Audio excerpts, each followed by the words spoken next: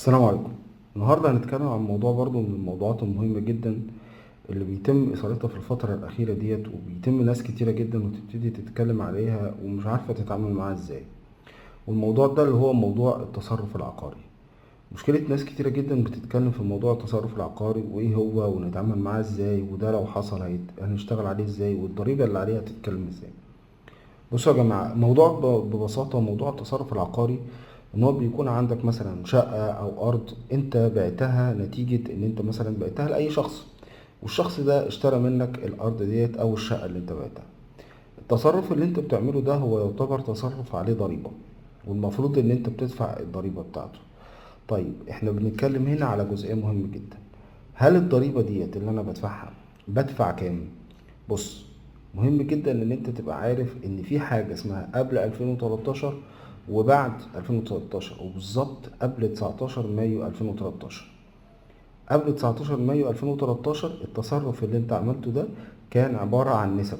يعني انت لو عملت تصرف وبعت سواء شقة او ارض، ليه نسب، كل ما بتزيد القيمة كل ما بيزيد المبلغ.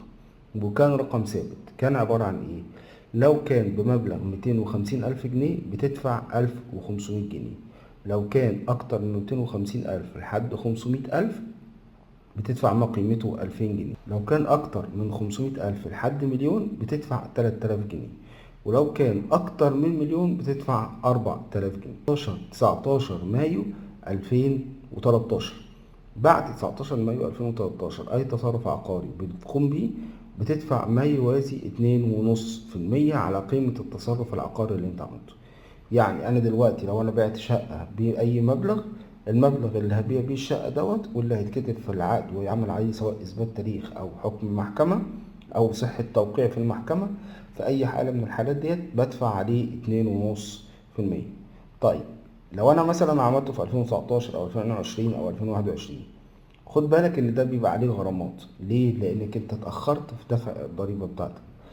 الكلام دلوقتي ان في قانون احنا كلنا اتكلمنا عليه قبل كده، وان في كلام ان هيتشال الغرامات عن الجزئيه دي، بس طبعا بشرط ان انت تكون دفعت اصل الضريبه بتاعتك. طيب انا دلوقتي لو انا عندي اكتر من شقه، والاكتر من شقه اللي انا عملته دوت اللي عليه تصرف عقاري، لا انت هنا لو دفعت اكتر من شقه وعملت عليها البيع بتاعك، انت هنا تحولت من تصرف عقاري للاستثمار او التسويق العقاري. وانت كده دلوقتي دخلت في شريحة تانية خالص بتتحاسب بشكل تجاري. يعني ايه؟ يعني بيكون ليك نسبة اعفاء وتتحاسب بنسبة 10 لحد 27% كأنك منشأة فردية عادي خالص. طيب زي ده الجزئية الجديدة بتاعت التصرفات العقارية اللي احنا قلناها بعد 19 مايو 2013.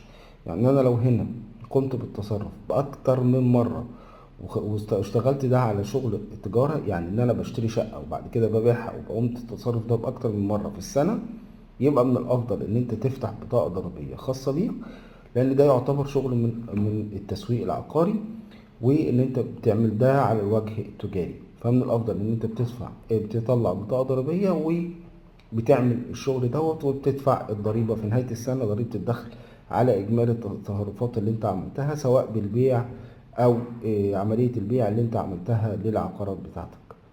طيب ده بالنسبة لي لو انا استخدمت اكتر من مرة. لو انت هي مرة واحدة وما بتتعملش تاني زي ما قلنا 2.5%. طيب في بقى قرار جديد هتشوفوه دلوقتي قدامكم بخصوص المأموريات، ان هو اكبر المأموريات، او بمعنى صح القرار ده رقم 84 لسنة 2023.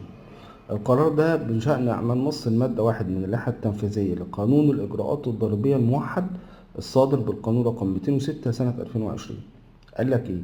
يحظر على جميع موظفي المصلحة العاملين بشعبة التصرفات العقارية بالمناطق والمأموريات ووحدات التصرفات العقارية فتح ملف تصرفات عقارية خارج النطاق الجغرافي للمأمورية، والالتزام بالنطاق الجغرافي لنشاط الممول. يعني انت لو نشاط الممول بتاعك في مأمورية تلتزم بالنشاط بتاعه في المأمورية بتاعته، ما تاخدش من الجزئية الخاصة بمأموريات أخرى. وقال لك كمان حاجة تانية، قال لك برضو في القرار اللي انتوا شايفينه قدامكم: أولا العقود اللي ليها رقم قومي والتي يتم تسجيل الممول جبريا على المنظومة نتيجة العقود الواردة من برنامج المحاكم المحاكم طبعا اللي هو صحة التوقيع، ان تعمل صحة توقيع على العقد بتاعك بعملية البيع، والبرنامج اللي اتحط عليه عملية صحة التوقيع ده بيتم التبليغ بيه في الضرائب.